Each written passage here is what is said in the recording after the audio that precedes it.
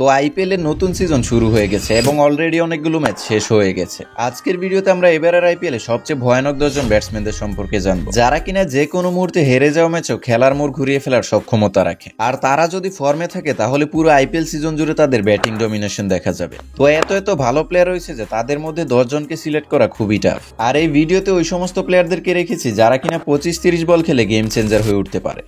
Number 10-এ থাকবে MS Dhoni. অনেকে হয়তো ধোনিকে আরো উপরে দেখতে চাইবেন, তবে একটা জিনিস বুঝতে হবে যে ধোনি 7-8 নম্বরে ব্যাটিং করে থাকে, অর্থাৎ সে ব্যাটিং এ আসে 18-19তম ওভারে, যেখানে হয়তো জেতার জন্য 30-40 রানের প্রয়োজন হয়ে থাকে। আর ধোনি সর্বোচ্চ 10-12 বলে ইম্প্যাক্টফুল একটি ইনিংস খেলে থাকে। এমন নয় যে সে 50 এবং সেঞ্চুরি করার জন্য ব্যাটিং এ আসে। আর এই কারণেই ধোনিকে 10 নম্বরে রেখেছি। Number 9, Suryakumar Yadav, the SKY of Mumbai Indians. Mumbai Indians দলটিতে অনেক ডেঞ্জারাস ব্যাটসম্যান রয়েছে, যেমন হিটম্যান রোহিত শর্মা, হার্দিক পান্ডিয়া এবং তিলক বর্মা। তবে রিসেন্ট পারফরমেন্স এবং স্ট্যাটস বিবেচনা করে আমি এমআই থেকে সূর্যকুমার যাদবকে পিক করেছি, কারণ রোহিত শর্মা লাস্ট কয়েক সিজন ধরে ফর্মে নেই, আর হার্দিক পান্ডিয়া ডেড ইন্ডে ব্যাটিং করে থাকে, যেখানে সে সর্বোচ্চ 10-15 বল ফেস করে থাকে। তাই সূর্যকুমার যাদবই এমআইয়ের হয়ে ইম্প্যাক্টফুল রোল প্লে করতে পারে। সূর্যকুমার যাদবকে ইন্ডিয়ার 360 ডিগ্রি বলা হয়। তার কাছে অনেক স্কিল এবং ব্যাটিং টেকনিক রয়েছে, আর টি-20তে সে খুবই ডেঞ্জারাস হয়ে ওঠে। 360 স্টাইলে ব্যাটিং করার কারণে সে মাঠের চারদিক থেকে রান বের করে আনতে পারে। লাস্ট সিজনে সে এমআইয়ের হয়ে অলমোস্ট 170 স্ট্রাইক রেটে ব্যাটিং করে 345 রান করেছিল। অবশ্য লাস্ট সিজন এমআইয়ের জন্য তেমন ভালো ছিল না, তারপরও তার ব্যাটে রান দেখা গেছে, আর এসআরএস এর আগেনস্টে তার একটি সেঞ্চুরিও ছিল। নাম্বার 8-এ আমি 2 জন প্লেয়ারকে রেখেছি, আর তারা দুজনই ইয়াং ক্রিকেটার, তবে তাদের ব্যাটিং যে কাউকে ইমপ্রেস করবে। ফার্স্টে কথা বলবো জেক ফ্রেজার ম্যাকগার্থকে নিয়ে। লাস্ট সিজনে সে দিল্লির হয়ে দুর্দান্ত পারফর্ম করেছিল, যেখানে সে 234 স্ট্রাইক রেটে 330 রান করেছিল। জেক ফ্রেজার ম্যাকগার্থের বডি ইউজি চেহালের মতো হলেও ব্যাটিং সে ক্রিস গেলের মতো করে। খুবই ডেঞ্জারাস একজন পাওয়ার হিটার ব্যাটসম্যান হলো ফ্রেজার ম্যাকগার্থ। 2024 সালে সে আইপিএল এ ডেবিউ করেছিল, আর প্রথম সিজনে সে আইপিএল এর ইতিহাসে 15 বলে ফার্স্টে সেঞ্চুরি করেছিল, তাও 2 বার। পাওয়ার প্লেতে সে খুবই ডেঞ্জারাস হয়ে ওঠে। নেক্সট, ট্রিস্টেন স্টাবস হলো দিল্লির আরো একজন ইয়াংস্টার, যে কিনা ফিনিশার হিসেবে খেলে থাকে, আর ট্রিস্টেন স্টাবসও দুর্দান্ত পাওয়ার হিটিং করে থাকে। ট্রিস্টেন স্টাবসকে সাউথ আফ্রিকার নেক্সট এবি ডিভিলিয়ার্স বলা হয়, যে কিনা এবি ডিভিলিয়ার্স এর মতোই 360 স্টাইলে ব্যাটিং করে থাকে। লাস্ট সিজনে সে দিল্লির হয়ে 54 এভারেজে 378 রান করেছিল, আর তার স্ট্রাইক রেটও ছিল দেখার মতো, যেখানে সে 190 স্ট্রাইক রেটে ব্যাটিং করেছিল, আর তার মধ্যেও ক্লাস এবং কোয়ালিটি রয়েছে। 7 নম্বরে রয়েছে Virat Kohli, the run machine of IPL. দেখো, বিরাট কোহলির ব্যাটিং স্টাইল কিছুটা অন্যরকম। সে ফিনিশার কিংবা পাওয়ার হিটার ব্যাটসম্যানদের মতো নয়, যে 25-30 বল খেলে 60-70 রান করে ফেলবে। সে হলো একজন ক্লাসিক্যাল প্লেয়ার, যে কিনা লং টাইম ক্রিজে থেকে ইনিংস বিল্ড আপ করে থাকে। বিরাট কোহলি এখন তার প্রাইমে না থাকলেও তার কাছ থেকে সবসময় কনসিস্টেন্ট পারফরমেন্স দেখা যায়, আর প্রতি সিজনে সে মোস্ট রান টেকারদের লিস্টে থাকে। লাস্ট সিজনে বিরাট কোহলি 741 রান করে অরেঞ্জ ক্যাপ জিতেছিল, আর এই কারণেই তাকে রান মেশিন বলা হয়। তো ওভারঅল চিন্তা করে বিরাট কোহলিকে 7 নম্বরে রেখেছি। তো বিরাট কোহলিকে আরো উপরে রাখলে ভালো হতো নাকি 7 নম্বরে ঠিক আছে, কমেন্টে জানাও। 6 নম্বরে রয়েছে গ্লেন ম্যাক্সওয়েল। তো আমি যখন ভিডিওটি বানাচ্ছি তখন পাঞ্জাব মাত্র 2টি ম্যাচে খেলেছে, যেখানে সে তেমন ভালো ব্যাটিং করতে পারেনি। লাস্ট সিজনে গ্লেন ম্যাক্সওয়েলের পারফরমেন্স খুবই বাজে ছিল, আর তার লাস্ট ইয়ারের পারফরমেন্স বিবেচনা করে আমি তাকে এই লিস্টে রাখতেই চাইনি। তো ফিউচারে যদি সে ফর্মে ফিরে আসে তখন তোমরা আমার উপরই টার্ন হয়ে যাবে, তাই গ্লেন ম্যাক্সওয়েলকে না চেয়েও আমি এই লিস্টে রেখেছি। তবে গ্লেন ম্যাক্সওয়েলের ব্যাটিং নিয়ে কোনো অভিযোগ নেই। যেই ব্যাটসম্যান একাই 200 রান করে দলকে জয় এনে দিতে পারে, সে ফর্মে থাকলে যে কি করতে পারে এটা তো নতুন করে কিছু বলার নেই। তো গ্লেন ম্যাক্সওয়েল ফর্মে ফিরবে কিনা জানি না, তাই 6 নম্বরে আমি আরো একজন প্লেয়ারকে রেখেছি, আর সে হলো সাউথ আফ্রিকার বেস্ট ফিনিশার ডেভিড মিলার। প্রতি সিজনে আইপিএল এ তার ব্যাটিং তাণ্ডব দেখা যায়। ডেথ ওভারে সে যে কতটা ভয়ানক হয়ে উঠে এটা তো সবাই জানেন, আর তার দানবীয় ব্যাটিং তাণ্ডবের কারণেই তাকে কিলার মিলার নাম দেওয়া হয়েছে। আর বর্তমানে সে দুর্দান্ত ফর্মে রয়েছে, যার ফলে এবারের আইপিএল এ তার ব্যাটিং ডমিনেশন দেখা যাবে।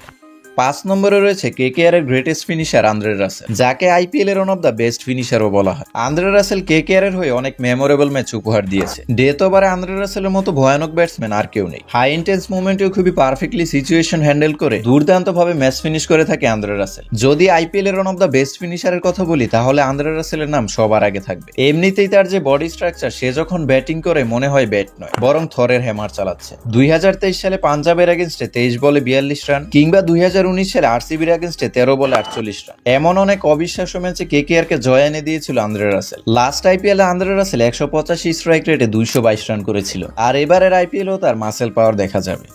4 নম্বরে রয়েছে হেনরিস ক্লাসেন। হেনরিস ক্লাসেন হলো সানরাইজার্সের one of the best finisher. তার ইনিংসগুলোতে আপনি 4-এর থেকে বেশি 6 দেখতে পাবেন। লাস্ট আইপিএলে সে সানরাইজার্সের হয়ে অনেক ইম্প্যাক্টফুল ইনিংস খেলেছে, হাইয়েস্ট স্কোর বিল্ড করা কিংবা রান চেস। সানরাইজার্সের হয়ে ডেথ ওভারে অনেক মেজর রোল প্লে করে এই ব্যাটসম্যান। 2023 সাল থেকে কখনো মিডল অর্ডার তো কখনো ফিনিশার হিসেবে দলের হয়ে কনসিস্টেন্ট পারফরমেন্স করছে। পাওয়ার হিটার ব্যাটসম্যানদের কাছে চ্যালেঞ্জ হলো স্পিনার, তবে সেই স্পিনারদেরকে খুবই ইজিলি সে হ্যান্ডেল করতে পারে। আর তার জায়গায় দাঁড়িয়ে খেলা শটগুলো আমার কাছে সবচেয়ে ভালো লাগে। খুবই কোয়ালিটিফুল এবং অ্যাকিউরেসির সাথে সে ব্যাটিং করে থাকে। আর তার ইনিংসগুলো দেখলে মনে হয় যেন খেলার হাইলাইটস চলছে। লাস্ট সিজনে সে অলমোস্ট 40 এভারেজে 479 রান করেছিল।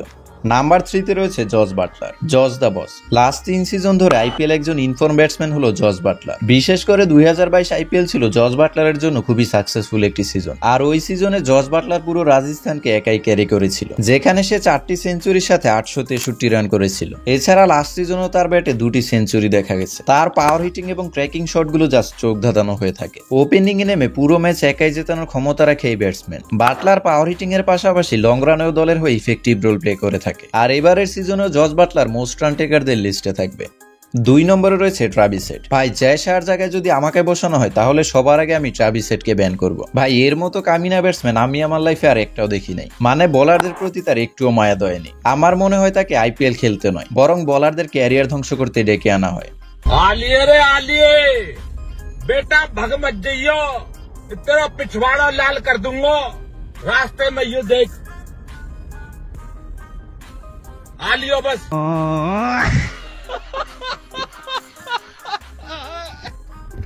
ভাই একজন প্লেয়ার ওয়ানডে, টেস্ট এবং টি20 তিন ফরম্যাটে কিভাবে এত পারফেক্ট হতে পারে জানি না। অবশ্যই এই সিজনে সে ফর্মে নেই সেটা আলাদা বিষয়, আর এই সিজন এখনো শেষ হয়নি, তাই এই সিজন নিয়ে কোনো কথা বলবো না। লাস্ট আইপিএলে ট্রাভিস হেড 40 এভারেজে 191 স্ট্রাইক রেটে 567 রান করেছিল। বোলারদের উপর রীতিমতো তাণ্ডব চালিয়েছিল সে। আর এবারের আইপিএলে সানরাইজার্স প্রথম ম্যাচ জিতলেও বাকি ম্যাচগুলোতে তারা সুবিধা করতে পারেনি। তবে প্রথম ম্যাচে সানরাইজার্স ট্রিজার ড্রপ করে দিয়েছে। আর ট্রাভিস হেড যদি তার পুরনো ফর্মে ফিরে আসে তাহলে সবাইকে কুত্তা মারবে। 1 নম্বরে রয়েছে Nicholas Pooran. Current time T20 ক্রিকেটে বিশ্বের নাম্বার 1 পাওয়ার হিটার ব্যাটসম্যান হলো নিকোলাস পুরান। আইপিএল থেকে শুরু করে এসএ টি20, টি10 এবং দ্য 100 লিগ সব জায়গাতে সে দুর্দান্ত পারফর্ম করছে। আর আইপিএলেও সে বোলারদের বাট লাগাচ্ছে। অলরেডি সে লখনউর হয়ে 2 ম্যাচের 2টিতেই দুর্দান্ত পারফর্ম করেছে। দিল্লি ক্যাপিটালসের সাথে সে 285 স্ট্রাইক রেটে 75 রান করেছিল। আর সানরাইজার্সের আগেন্স্টে তো আরো ভয়ানক ব্যাটিং তাণ্ডব চালিয়েছে, যেখানে সে মাত্র 26 বলে 70 রানের ম্যাচ উইনিং নক খেলেছিল। ফিউচারে লখনউয়ের কি হবে তা তো জানি না, তবে এই বান্দা যদি এভাবে কনসিস্টেন্ট পারফরমেন্স করতে থাকে তাহলে লখনউ খুব ইজিলি কোয়ালিফাই রাউন্ডে চলে যাবে। বেশি নয়, সে যদি 20-25 বল মাঠে টিকে থাকে তাহলে দলের জন্য 60-70 রান এনে দিবে। আর 20-25 বলের বেশি সে খেলেও না। টর্নেডো যেমন নিমিশেই সবকিছু ধ্বংস করে ফেলে, তেমনি নিকোলাস পুরানও ব্যাটিং টর্নেডো চালিয়ে ডাগ আউটে চলে যায়। আর এবারের আইপিএলে Nicholas Pooran highest run taker হতে পারে। তো গাইস এই তো ছিল আজকের ভিডিও। তো ভিডিওটি ভালো লাগলে অবশ্যই লাইক এন্ড সাবস্ক্রাইব করবে। তো দেখা হচ্ছে নতুন কোনো ভিডিওতে। ভালো থাকবে।